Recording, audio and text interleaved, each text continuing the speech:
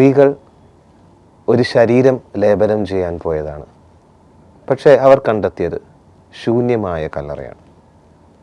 അവർ മരിച്ചവന് വേണ്ടി വിലപിക്കാനായിട്ടാണ് പോയത്. പക്ഷേ അവർ കേൾക്കുന്നത് സന്തോഷത്തിൻ്റെ സദ്വാർത്തയും. അതെ, ജീവിച്ചിരിക്കുന്നവൻ്റെ പ്രഘോഷണമാണ് അവർക്ക് കേൾക്കുവാൻ സാധിച്ചത്. എല്ലാവർക്കും ഈസ്റ്ററിൻ്റെ ആശംസകൾ ഒത്തിരി സ്നേഹത്തോടെ നേരുകയാണ്. ഈസ്റ്റർ ഒരു അതിജീവനത്തിൻ്റെ കഥയാണ്. പുതിയ ജീവനിലേക്ക് പ്രവേശിക്കാൻ മനുഷ്യന് സാധിക്കും എന്നുള്ളതിൻ്റെ ഒരു ഓർമ്മക്കുറിപ്പാണ്. എനിക്ക് തോന്നുന്നു ഈസ്റ്റർ ദിനത്തിൽ നമ്മൾ ഏറ്റവും കൂടുതൽ കേൾക്കുകയും സംസാരിക്കുകയും ചെയ്യുന്ന വാക്ക് മൂന്നാം ദിനത്തിൻ്റെ വാക്കാണ്. ഒരു മനുഷ്യ ശരീരം മണ്ണിൽ ജീർണിച്ചു പോയി തുടങ്ങുന്നത് മൂന്നാം ദിനം തുടങ്ങിയാണ്. എല്ലാം അവസാനിച്ചു, പ്രതീക്ഷകളൊക്കെ അറ്റു എന്ന് വിചാരിക്കുമ്പോഴും ആ പൊടികളിൽ നിന്ന് പുതിയ ജീവന് ആരംഭിക്കാൻ സാധിക്കും എന്ന് നമ്മളെ ഓർമ്മപ്പെടുത്തുന്ന ഒരു തിരുനാളാണ് ഈസ്റ്റർ. അവനെ മരിച്ചവരുടെ ഇടയിലല്ല അന്വേഷിക്കേണ്ടത്, ജീവിക്കുന്നവരുടെ മധ്യയാണ് അന്വേഷിക്കേണ്ടത്. അവൻ കല്ലറയിൽ അടക്കപ്പെട്ടതിന് ശേഷം മഗ്ദലന മറിയവും മറ്റ് സ്ത്രീകളും അവനെ കാണുവാനായിട്ട്, അവൻ്റെ മൃതശരീരങ്ങൾക്ക് ലേപനം പുരട്ടുവാനായിട്ട് കല്ലറയിലേക്ക് പോകുമ്പോൾ ശൂന്യമായ കല്ലറ കണ്ട് അവർ ഒരുപാട് അസ്വസ്ഥരാകുന്നുണ്ട്. അവരെ ഏറെ അസ്വസ്ഥരാക്കുന്നത് ശൂന്യമായ കല്ലറയായിരുന്നു. കാരണം അവനെ അവർക്ക് അവിടെ കാണുവാൻ സാധിച്ചില്ല. ഉടനെ തന്നെ അവർ മടങ്ങിച്ചെന്ന് ശിഷ്യന്മാരെ വിവരമറിയിക്കുന്നു.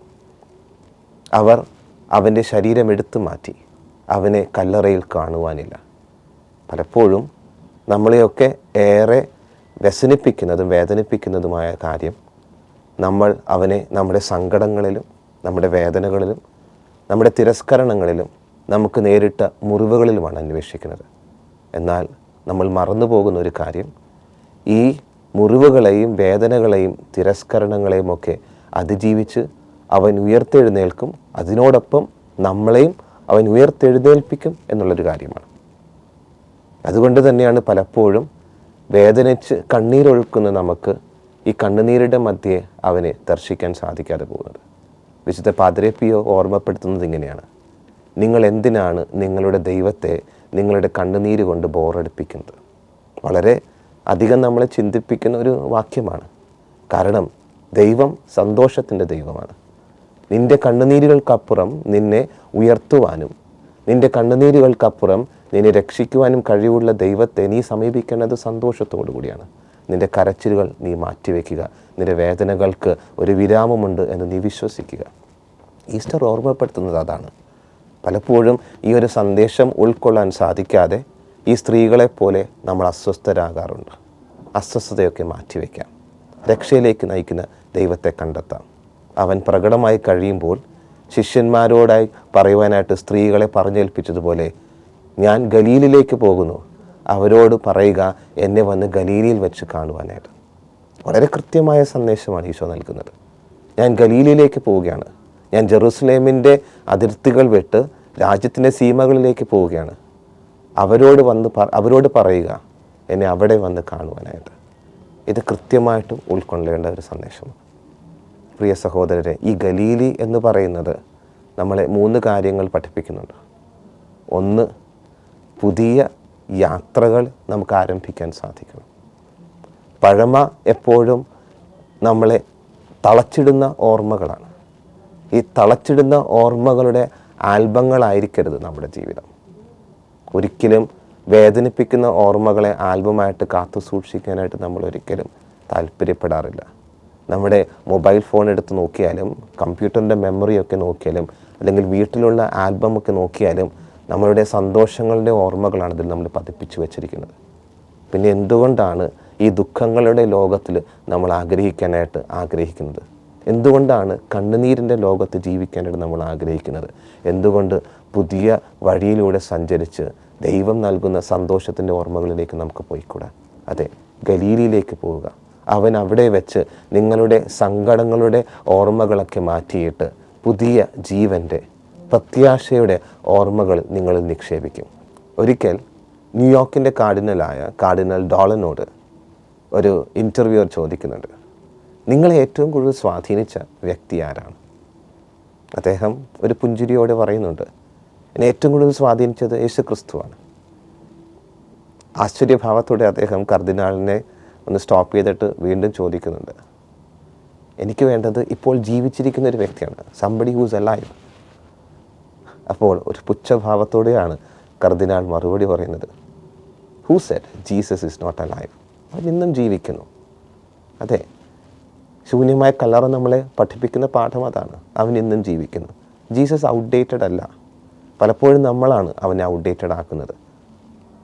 എന്നും ജീവിക്കുന്ന, നമ്മളോടൊപ്പം ആയിരിക്കുന്ന ഈശോയോടൊപ്പം യാത്ര ചെയ്യുമ്പോഴാണ് പുതിയ വഴികൾ നമുക്ക് തെളിഞ്ഞു വരുന്നത്.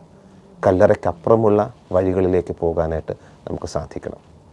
രണ്ടാമതായിട്ട് ഗലീലിലേക്കുള്ള യാത്ര പറയുന്നത്, ശിഷ്യന്മാരോടൊപ്പമുള്ള ഈശോയുടെ പരസ്യ ജീവിതം ആരംഭിക്കുന്നത് ഗലീലിയിൽ നിന്നാണ്.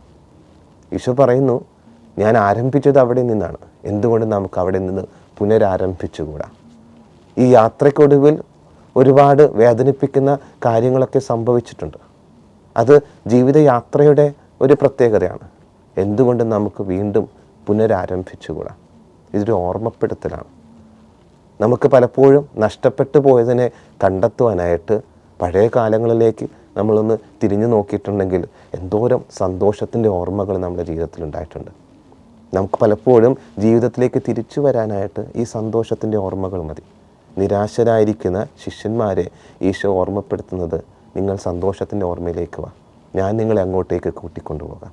അപ്പോൾ ഈശോ വളരെ കൃത്യമായിട്ട് ശിഷ്യന്മാർക്ക് വഴി കാണിച്ചു കൊടുക്കുകയാണ് ജീവിതത്തിൻ്റെ ആരംഭങ്ങളിലേക്കുള്ളൊരു യാത്ര. ഇന്ന് പ്രിയ സഹോദരരെ, നമുക്ക് സംഭവിക്കുന്ന ഏറ്റവും വലിയ ദുരന്തം എന്താണെന്ന് ചോദിച്ചിട്ടുണ്ടെങ്കിൽ, വന്ന വഴി മറന്നു പോകുന്നു, നല്ല നല്ല ഓർമ്മകളെ നമ്മൾ മണ്ണിട്ട് മൂടിക്കളയുന്നു. ഇല്ല, മണ്ണിട്ട് മൂടേണ്ടതല്ല. നമ്മുടെ ജീവിതത്തിനുള്ളിൽ, ഹൃദയത്തിനുള്ളിൽ ഇതുപോലെ ഒരുപാട് കല്ലറകൾ നമ്മൾ പണിതിട്ടുണ്ട്. നല്ല ഓർമ്മകളെ മൂടിയിട്ട കല്ലറകൾ, കരിങ്കല്ലുകൾ കൊണ്ട് മൂടിയിട്ട കല്ലറകൾ. ഇതിനെയൊക്കെ ഭേദിക്കാനായിട്ട് നമുക്ക് സാധിക്കണം, അല്ലേ? വഴിമുട്ടി നിന്ന ഇസ്രായേൽ ജനത്തിന് ദൈവം ചെങ്കടൽ തുറന്ന് കടൽ ഭേദിച്ചിട്ടാണ് അവരെ മറുകരയിലേക്ക് കൊണ്ടുപോയത്. ജീവനുള്ള തേനും പാലും ഒഴുകുന്ന കാനാൻ ദേശത്തേക്ക് ദൈവം അവരെ കൊണ്ടുപോയത് ചെങ്കടൽ ഭേദിച്ചാണ്. അങ്ങനെയെങ്കിൽ തീർച്ചയായും നമ്മുടെ ജീവിതത്തിലെ ഇത്തരം കല്ലറകളുടെ ഭിത്തികളെ ഭേദിക്കാനായിട്ട് ദൈവത്തിന് സാധിക്കും. അവിടെ ഇരുട്ടാണെങ്കിൽ ആ ഇരുട്ടിൽ പ്രകാശം കൊണ്ടുവരാൻ കർത്താവിന് സാധിക്കും. മൂന്നാമതായിട്ട് ഗലീലി നമ്മളെ പഠിപ്പിക്കുന്നത് എന്താണെന്നറിയോ? സീമകളിലേക്ക് പോകാനായിട്ട്. ദൈവസ്നേഹത്തിന് സീമകളില്ല, ബൗണ്ടറീസ് ഇല്ല. അപ്പോൾ ബൗണ്ടറീസ് ഇല്ലാത്ത ഈ ഒരു ലോകത്തിലേക്ക് കർത്താവ് നമ്മളെ കൊണ്ടുപോകുമ്പോഴേക്കും ഒരിക്കലും നമ്മൾ സ്വയം റെസ്ട്രിക്റ്റ് ചെയ്യരുത്. പലപ്പോഴും നമ്മളെ തന്നെ നമ്മൾ ചുരുക്കി കാണാറുണ്ട്. നമ്മളുടെ ബൗണ്ടറീസ് അല്ലെങ്കിൽ നമ്മുടെ കഴിവുകളെ നമ്മൾ ഒരുപാട് കുറച്ച് കാണാറുണ്ട്. എന്നാൽ ഈശോ പറയുന്നത് അങ്ങനെയല്ല. നീ അസാധ്യമായ സാധ്യതകളുള്ള വ്യക്തിയാണ്. അതുകൊണ്ടാണ് ജെറുസലേം നഗരിയിലെ വേദനിപ്പിക്കുന്ന ഓർമ്മകളിൽ നിന്നും ഗലീലി എന്ന് പറയുന്ന ജൂദയ സാമ്രാജ്യത്തിൻ്റെ ബൗണ്ടറീസിലേക്ക് പോകാനായിട്ട് ഈശോ തൻ്റെ ശിഷ്യന്മാരെ ക്ഷണിക്കുന്നത്. അപ്പോൾ എല്ലാ രീതികളിലും നമ്മുടെ ജീവിതത്തിനെ ഒന്ന് വിശാലമാക്കി നോക്കിയേ, ഹൃദയത്തെ ഒന്ന് വിശാലമാക്കി നോക്കിക്കേ, ഒരുപാട് കാര്യങ്ങൾക്ക് നമുക്ക് ഉത്തരം കണ്ടെത്താൻ സാധിക്കും. ഒരു ലഘുവായ ഉദാഹരണത്തിലൂടെ ഈ കാര്യം നിങ്ങളുടെ മുൻപിൽ അവതരിപ്പിക്കുകയാണ്. നമ്മളൊക്കെ നാരങ്ങ വെള്ളം കുടിക്കാനായിട്ട് ഒരുപാട് ഇഷ്ടപ്പെടുന്നവരാണ്. എന്നാൽ നാരങ്ങ വെള്ളം കുടിക്കാൻ ഇഷ്ടപ്പെടുന്നു ഓർത്ത് നമ്മളാരും പച്ച നാരങ്ങ അല്ലെങ്കിൽ നാരങ്ങ അതുപോലെ വായിലിട്ട് ചവയ്ക്കാനായിട്ട് ആഗ്രഹിക്കുന്നില്ല. കാരണം അത് ഭയങ്കര ചവർപ്പായിരിക്കും. എന്നാൽ ആ ഒരു നാരങ്ങ നന്നായിട്ട് പിഴിഞ്ഞ് കുറച്ചും കൂടെ ഒരു വലിയ ടംബ്ലർ അല്ലെങ്കിൽ ഒരു ജഗ്ഗിലെടുത്ത് കുറച്ച് വെള്ളവും മധുരവും ഒക്കെ ഒന്ന് ചേർത്ത് നോക്കിയാൽ നല്ല രുചിയുള്ള ഒരു നാരങ്ങ വെള്ളം നമുക്ക് കിട്ടും. അതുപോലെ എത്രത്തോളം വിശാലമായ ഹൃദയത്തിന് ഉടമകളാകാൻ നമുക്ക് സാധിക്കുന്നോ അത്രത്തോളം ജീവിതത്തിൽ നമുക്ക് സന്തോഷം കൊണ്ടുവരാൻ സാധിക്കും. ഈശോ പഠിപ്പിക്കുന്ന പാഠം അതാണ്, വിശാലത. Go to the boundaries. ഈ ബൗണ്ടറീസിലേക്ക് നമുക്ക് എത്തിച്ചേരാൻ സാധിക്കണം. പ്രിയ സഹോദരരെ, ഈസ്റ്റർ എന്ന് പറയുന്നത് ദൈവം തെളിച്ചു തരുന്ന വഴിയിലൂടെ നടന്നു പോവുക. അത് പ്രകാശത്തിൻ്റെ വഴിയാണ്. ഒരിക്കലും അന്ധകാരത്തിന് നമ്മളെ എന്നേക്കുമായിട്ട് മൂടിയിടാൻ സാധിക്കില്ല. ഗുഹകൾക്ക് നമ്മളെ എന്നേക്കുമായിട്ട് അടച്ചിടാൻ സാധിക്കുകയില്ല. കല്ലറകൾക്ക് നമ്മൾ എന്നേക്കുമായിട്ട് ദമനം ചെയ്യാനായിട്ട് സാധിക്കില്ല. ഇതിനുമപ്പുറം ഒരു ജീവനുണ്ട്. ആ ജീവൻ്റെ പ്രകാശത്തിലേക്ക് മൂന്നാം ദിനം തീർച്ചയായും നമ്മളെത്തും. മണ്ണിലേക്ക് പൊടിയേണ്ട ജീവിതങ്ങളല്ല, ആ പൊടികളിൽ നിന്നും ഉയർത്തെഴുന്നേൽക്കേണ്ടതാണ് നമ്മുടെ ജീവിതം.